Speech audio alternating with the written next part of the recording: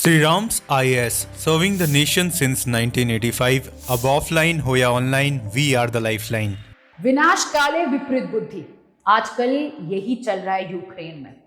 जब से Donald Trump presidential elect बने हैं और उन्होंने ये कह दिया है कि जब भी वो प्रेसिडेंट बनेंगे जनवरी महीने में, वो सबसे पहले रशिया के प्रेसिडेंट पुतिन से बात करके ये वॉर रोकने वाले हैं। और उन्होंने ये भी कह दिया है कि यूएस के अटैकम्स या जो बड़े मिसाइल सिस्टम्स हैं वो यूक्रेन को यूज नहीं करने देंगे।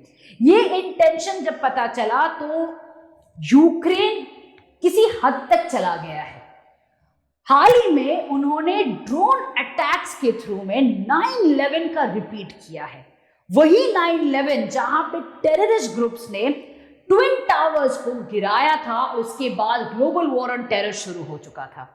और यही चीज रिपीट किया है यूक्रेन के ज़ेलेंस्की ने भी। ट्विटर से लेके हर सोशल मीडिया में वायरल वीडियोस जा रहे हैं जहां पे ये वीडियो में दिखाया जा रहा है कि ड्रोन्स जो 3 वेव्स में आए थे, उन्होंने लार्ज मल्टी स्टोरी बिल्डिंग्स जो कजान सिटी रशिया में है उनमें अटैक करते हुए, डायरेक्ट हेड ऑन कोलिजन करते हुए पूरा बिल्डिंग कोलैप्स करवाया है। और डार्क जो स्टॉर्म्स क्लाउड होते हैं वैसे क्लाउड्स फॉर्मेशन हुए हैं।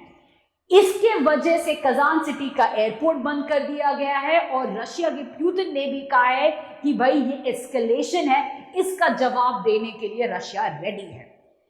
क्यों जरूरत है इस पॉइंट पे एस्केलेशन करने का, ये समझना जरूरी है।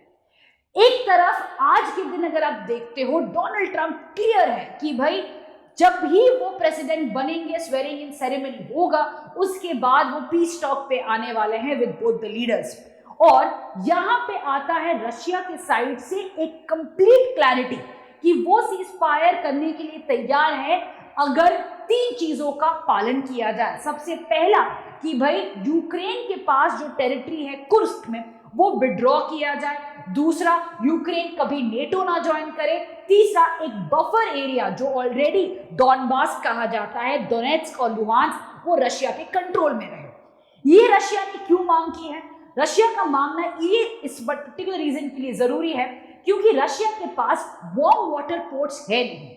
रशिया के लिए ब्लैक सी बहुत इंपॉर्टेंट है और ब्लैक सी के पोर्ट्स जो डॉनबास एरिया में हैं वो इंपॉर्टेंट है, क्रूशियल है for year around trade for Russia. Russia का एक्लिस हील है, सबसे वीक पॉइंट है ये चीज। तो रशिया कभी भी अपने स्ट्रैटेजिक वीकनेस को लिए ये हार तो नहीं मानेगा, सीज फायर तो नहीं करेगा जब तक कि ये डिमांड्स ना पूरी हो। तो Russia has been very clear with it और ये कोई भी कंट्री ये समझ जाएगा। आते हैं यूक्रेन के पर्सपेक्टिव में। यूक्रेन के पर्सपेक्टिव में ये समझना जरूरी है कि यूक्रेन आज के दिन उनको पता है जब ही डोनाल्ड ट्रंप आएगा पावर में, वो सीज फायर के लिए इंसिस्ट करने वाला होगा। उसके साथ साथ ये इंश्योर किया जाएगा कि यूएस के जो बड़े गन सेट्स हैं या मिसाइल सेट्स हैं जैसे कि अटैकम्स सिस्टम है, वो यूज ना करने का परमिशन आ जाएगा यूक्रेन के पास। तो मौका देके उन्होंने ये 9/11 वाले अटैक्स कर दिया है।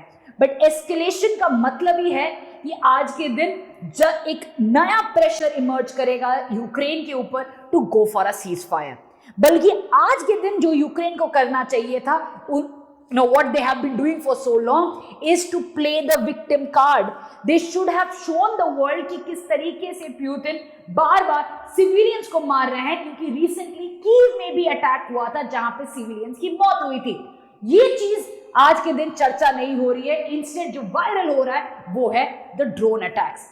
9/11 का रिपीट नहीं होना चाहिए। वहां पे तो एक नॉन स्टेट एक्टर था जिसके वजह से वॉर शुरू हुआ था, बट यहां पे तो स्टेट एक्टर है और स्टेट एक्टर के अगेंस्ट पे वॉर एस्केलेट किया जा सकता है। एक और पहलू पे फोकस करना जरूरी है कि ये ड्रोन वॉरफेयर जब भी होता है तो यहां पे एक नया डेवलपमेंट आता है।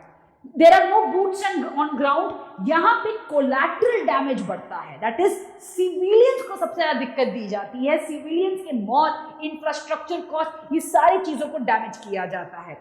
तो जब भी ड्रोन वॉरफेयर होता है, it basically escalates the cost of war और ये प्रोलॉन्ग्ड वॉर हो जाता है। जैसे कि येमेन में हुआ है, इराक में ड्रोन वॉर्स हुए हैं और यूएस तो कई और कंट्रीज में भी करता रहता है। बट ये चीज नहीं भूलना चाहिए यूक्रेन को कि भाई रशिया के पास भी ड्रोन्स हैं and Russia can do the same in various parts of Ukraine.